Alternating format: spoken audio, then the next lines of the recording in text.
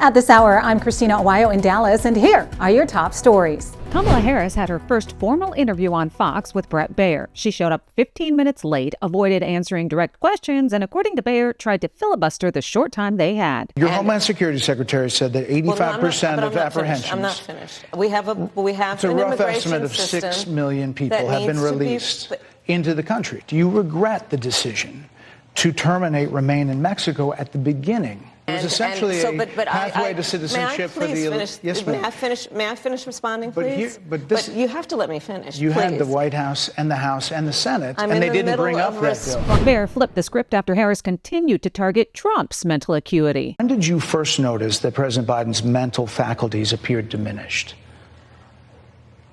Then, when questioned about her campaign's slogan, Harris tried to buddy up with Baier. The person holding the office. Come on. Madam You Vice and I President. both know what I'm talking about. You and I both know what I'm talking about. I actually don't. What are you talking about? Harris's performance lit up social media with Kamala dumpster fire and "she's done" trending on X. The Biden-Harris administration is taking some heat after it announced that another $425 million military aid package would be given to Ukraine. The announcement came during a phone call between Biden and Volodymyr Zelensky. Included in the package are additional air defense capabilities, air-to-ground munitions, and armored vehicles and munitions. And while Zelensky expressed gratitude, people right here in the U.S. aren't so happy, with many pointing to the fact that Americans are still recovering from Hurricanes Helene and Milton with minimal government assistance. Elon Musk, the tech mogul, pumped more than $70 million into helping Donald Trump and other Republicans win in November's election, making him one of the biggest donors to GOP causes this campaign season. America PAC, which is focused on turning out voters in battleground states that could decide the election, spent around $72 million in the July through September period, according to disclosures filed with the Federal Election Commission. Attorney General Ken Paxton racked up a major win for the state of Texas after he secured a stay from the Fifth Circuit Court of Appeals, allowing the ban on voter harvesting schemes to remain through the November election. Paxton filed suit after a judge ruled that the ban violated the Constitution and also banned the AG from investigating violations. Paxton immediately appealed and won, saying, "We fought hard to ensure that the Texas laws protecting the ballot box will be in full force and effect this election season. I will continue to do everything in my power to protect the integrity of our political process." A Democrat in North Carolina has resigned after he was arrested for ripping Trump 2024 signs from yards and allegedly stealing them. Lowell Simon, who was the chair of the Moore County Democrat Party and is running for the state house in November, was charged with 2 counts of larceny of political signs. The party announcing via Facebook that the 68-year-old had resigned.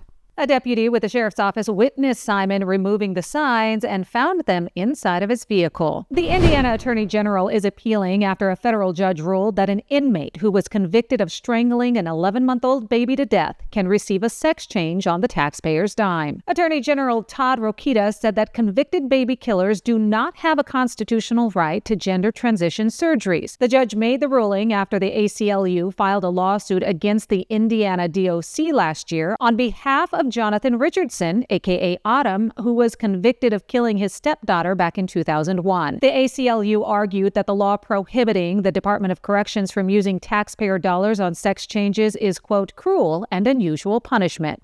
Troopers in Texas apprehended a group of 204 illegal migrants in Maverick County, including 57 unaccompanied children, ages 8 through 17. According to DPS, the children were carrying pieces of paper that had addresses in different states on them. Also in the group, 3 migrants with a nexus to terrorism. They were from the Republic of Mali, which is in West Africa. DPS saying that the pictures show the humanitarian reality of the dangerous journey the kids make from their home countries to the U.S., adding that criminal predators exploit and control them. Nebraska's High Court has ruled that people with felony records can register to vote in a decision that has major implications for the upcoming election. The state Supreme Court ruled that the Secretary of State did not have the authority to say a state law that restored the voting rights of people who have been convicted of a felony was unconstitutional. The official's order could have kept thousands of people in Nebraska from voting in the November 5th election. Many live in the Omaha area district that will offer the presidential candidates won electoral vote in a dead heat race. The district voted for the Democrat presidential candidate in 2008 and 2020. Elon Musk, the tech mogul, pumped more than $70 million into helping Donald Trump and other Republicans win in November's election, making him one of the biggest donors to GOP causes this campaign season. America PAC, which is focused on turning out voters in battleground states that could decide the election, spent around $72 million in the July through September period, according to disclosures filed with the Federal Election Commission. President Donald Trump plans on standing behind the counter and cooking McDonald's famous fries this weekend in Pennsylvania. Trump's trolling of Kamala Harris comes as the vice president continues to claim she worked at McDonald's but has failed to provide any proof. Last month, Trump called Kamala out, saying, quote, "Kamala never had a job at McDonald's." Trump's campaign spokesman said, "Why won't they just provide real documentation and proof?" That's what you need to know at this hour. In Dallas, Christina, Aguayo, Salem News Channel.